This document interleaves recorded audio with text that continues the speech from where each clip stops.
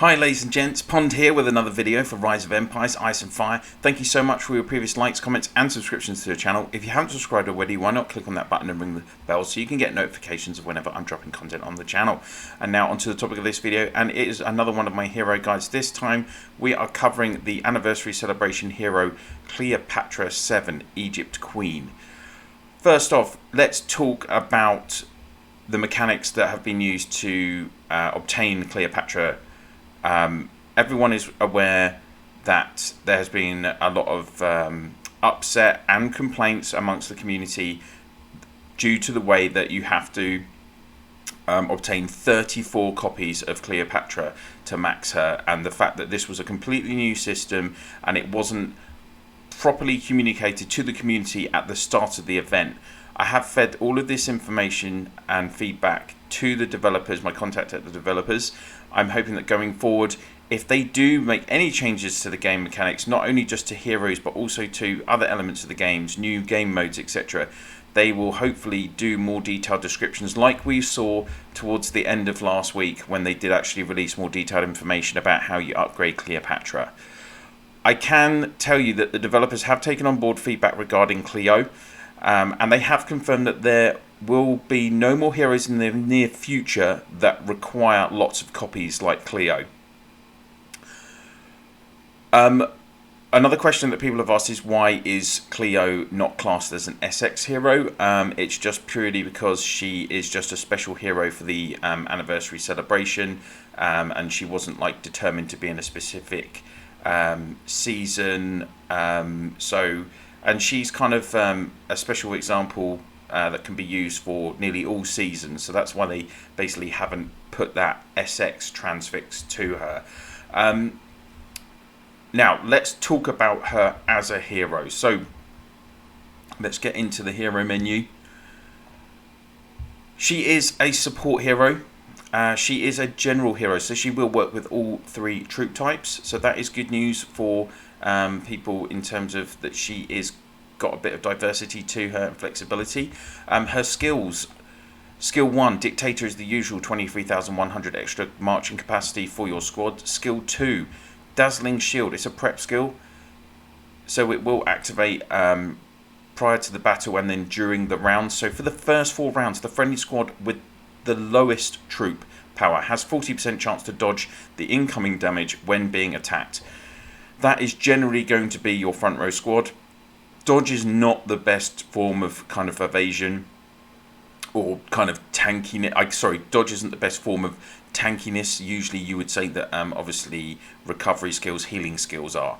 But depending, this is a good kind of example of protecting your hero, and the fact that it's during the first 4 rounds is a good indicator of what Cleo is mainly about, which is going to be countering these basic attack combinations like Beast Queen, Rosen, Immortal, throw in Rainforest Ranger, any combination with Warden, so with Spectral Reaper, Immortal, even now we've got Farah, who also kind of fits in with this basic attack model, so she is going to be designed to counter those for sure.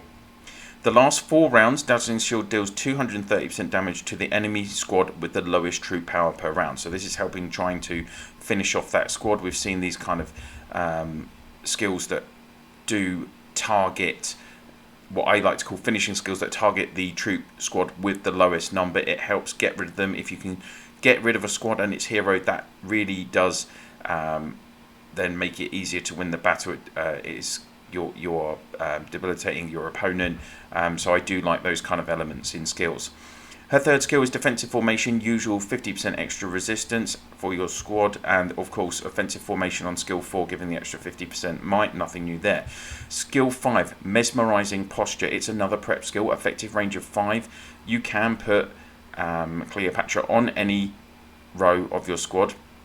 This is going to be available to target 3 random enemy squads, and Cleopatra mesmerizes the enemy as a result for every 2 normal attacks by each enemy squad, and the squad has a 50% chance to be confused.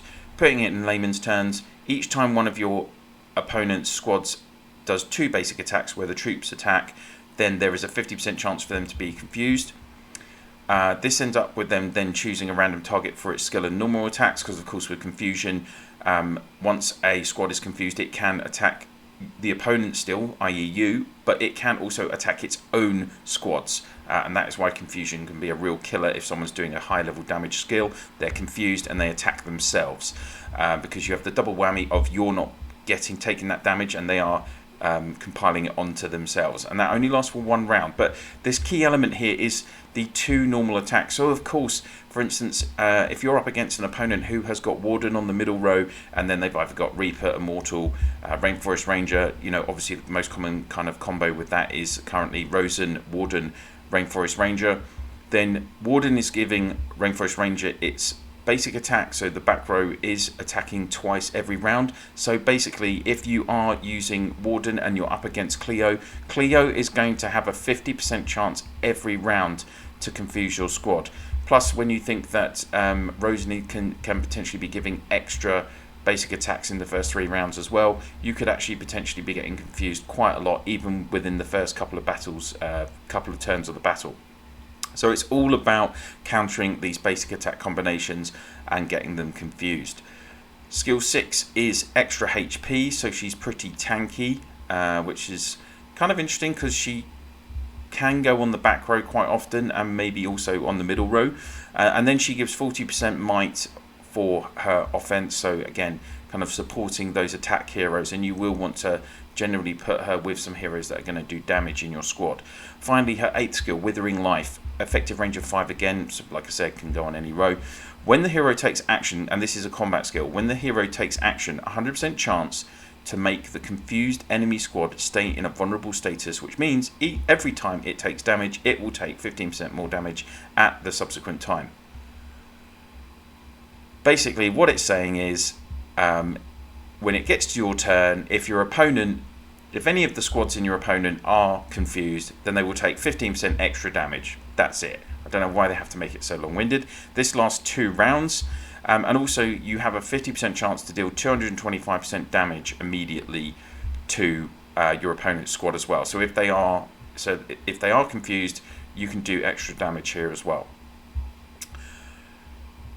So Cleo is really she's versatile in terms of you can use it with any troop type, and therefore she will also kind of work for a lot of players, because obviously if you don't have Dragon Master gear, it allows you to have more options in terms of what squad you fit her in with. And she also kind of is versatile in terms of the fact that purely she is available to so many different players in the game, so from the very early stages of the game you're going to be able to play with her. Now, she is going to suit very specific heroes, because obviously we've got this whole element of confusion. She's going to work with other heroes that focus on adding more confusion, and also from heroes that are going to boost damage to your opponent if they are confused. So there's a few key heroes that she's really going to work with, and like I've said, she's going to be countering all of these kind of basic attack combos. She will not work as well against hit combinations that are potentially CCing her. If you look at that last skill, that last skill can be suppressed or silenced by an opponent, and she's probably going to work less well against squads that are healing a reasonable amount as well. Not to mention hit squads that obviously rely on more skilled attacks. So even things like if she was up against the Three Sisters combo, Warlord, Roku, and Living Saint, I can imagine she's not going to do that well, because Living Saint doesn't do any basic attacks. So that's a third of your chances for confusion reduced immediately before the battle's even started. Plus she can get silenced by Roku's silencing skill. So yeah, I think that combo for instance could actually, funnily enough, do really well against Cleopatra. So who's she going to work with in combinations? Well, as the devs have said, she's available for the vast majority of players in the game. Towards the earlier seasons, like Season 3, you can pair her obviously with Bleeding Steed. Bleeding Steed has this excellent confusion skill with his 5th skill. He also does extra damage in the early rounds, which is when you're trying to focus on countering these basic attack combos, and Bleeding Steed is going to give you some much needed healing for Cleo as well, when you're often not going to have a lot of healers combined with her. She's not doing any healing. So Season 3, you're going to look at Bleeding Steed on the front row, Cleopatra, and then you could just use Jade Rakshasa, so it's just a full Footman Legion. Into Season 4, still Bleeding Steed and Cleopatra again. You can add in Desert Storm just as a stronger back row Footman hero. And then when we go into SX1, SX2, of course Hunk has Confusion, and he has also a dodge skill.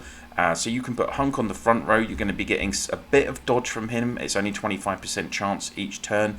Plus you compound that with the Cleopatra dodging and the fact that Hunk, Steed and Cleopatra can all confuse. That's going to be, I think, quite a good combination at that stage in the game before all the kind of high-end SX heroes come in.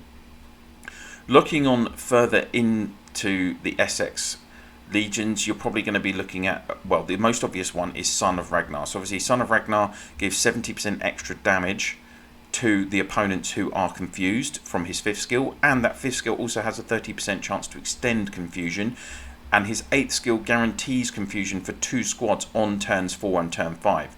So when you combine that with the fact that Cleopatra can be confusing any of the squads as well, you could be getting a lot of damage when you're putting a regular damage dealer with them, and that's why you could potentially be looking at adding Scarlet Reaver with them, just because she's a consistent damage dealer. But I appreciate that combination is not going to work perfectly. To be honest, for me, the best combination for Cleo is Son of Ragnar, Cleo and Lust Angel. So only available from SX9 onwards. Lust obviously also does confusion from her 5th skill and can target 2 random enemy squads. And she also then does extra damage to confused enemies as well. She just does a lot of damage, plus with that extra poison. And when you're mixing that with the extra damage that Ragnar is giving, so again, like the more Lust is doing, obviously the higher the rated the damage from these boosts, from Cleopatra's extra 15%, from Ragnar's extra 70%, when your opponent is confused, and there will be a lot of confusion there because all three of them are going to be confusing the opponents. That squad is probably, for me, the best squad for Cleopatra. So that's Son of Ragnar with Cleo and Lust, or you could just swap Cleo and Lust around. Lust could be in the middle, Cleo on the back row as well, depends what you want to do. So those are kind of your formations. Also later in the game, obviously, when you're putting Cleopatra with these with Ragnar and Lust, you might want to have a play with what troop type you're using for her. If she's not on the front row, which she won't be, then you could potentially just change her up. If you've got Dragon Gear, which you'd have to do run this Legion, you could put her with Cavalry, for instance. I think that's probably going to run best, just because obviously they have they've got like the highest HP. That's probably going to help make you a bit tankier. Let's have a look at a battle video. So you will see on battle reports, I've done some testing earlier today, and thank you to DJ and to Neff in my state 55, for helping me with these tests. We did a few different combinations, both with skill based combos and with the basic attack heroes. It's really difficult to track, and you can see actually, so with Neff, she is one of the strongest players in my state. If you look at her stats, she has got higher stats than me for might, resistance, a little bit higher for tactical might. Our HP is pretty similar, so this is quite a fair fight, to be honest. And I think I got lucky this time against Lawman, Hellfire and Avalanche. I wasn't expecting to win this battle, and you can see that Cleo did a lot of skills. That's because this second skill is activating 8 times in the battle, every round. And then you can see that with Lust, she's going to be your main killer hero, and I've seen reports with Lust doing almost 200,000 kills in some reports. So let's get into the battle video. The really tough thing with this kind of CC'd combinations is that for Ragnar, Lust and Cleo, none of their skills actually come up as an icon to show that the opponent is confused. This is the annoying thing compared to, you get some skills like Roku's silencing skill. It shows all the heroes are silenced.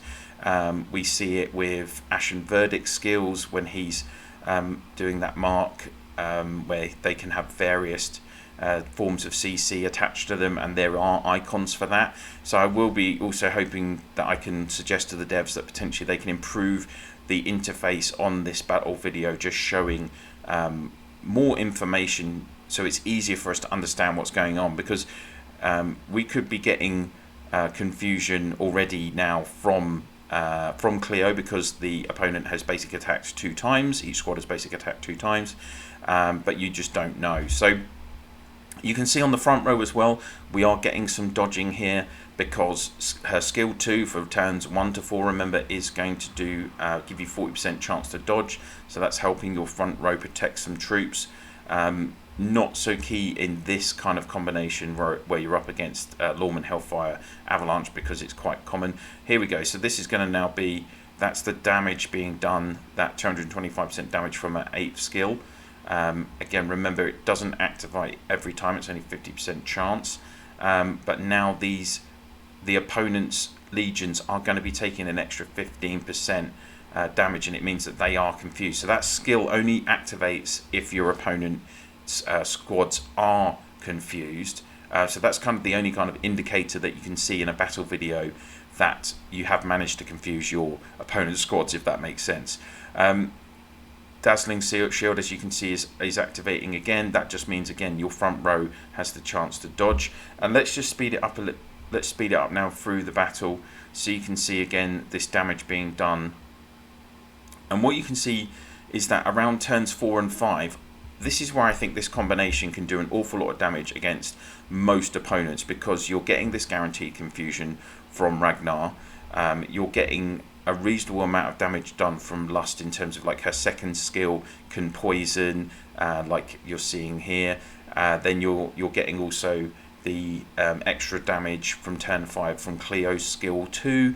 You're getting potentially a lot of confusion, which can give more chances for damage, because you're getting an increase. You're getting this extra 70% from Ragnar, the 15% from Cleo, and this is where you kind of see the damage figures increasing quite a lot on your opponent at this point. So, you know, like just even basic attacks are increasing 3,000-4,000 sometimes.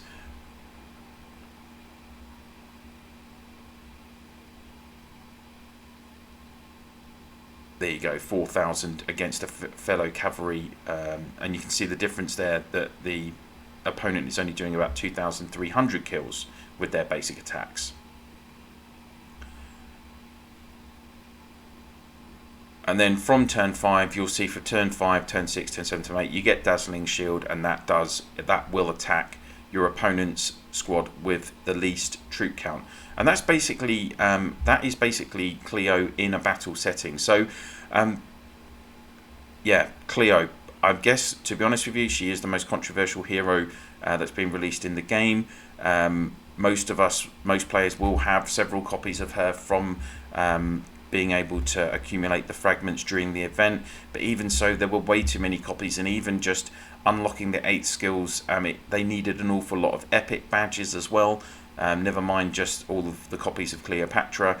And I hope going forward that you know, the developers will take on board what they've seen from Cleopatra. What am I going to rate her?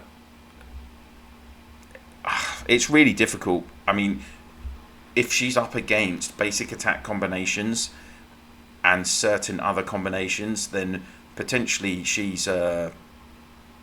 could be a 4 off. Yeah, I'd say a 4, right? But against some other formations, she could be as low as a 2, because she's not actually that effective against them. Plus, when you consider that you've got to pair her with specific heroes. Like if someone doesn't have Lust, or you don't have Lust and you don't have Ragnar for whatever instance, you just haven't managed to get them, then that is really going to cost you when you reach the later stages of the game.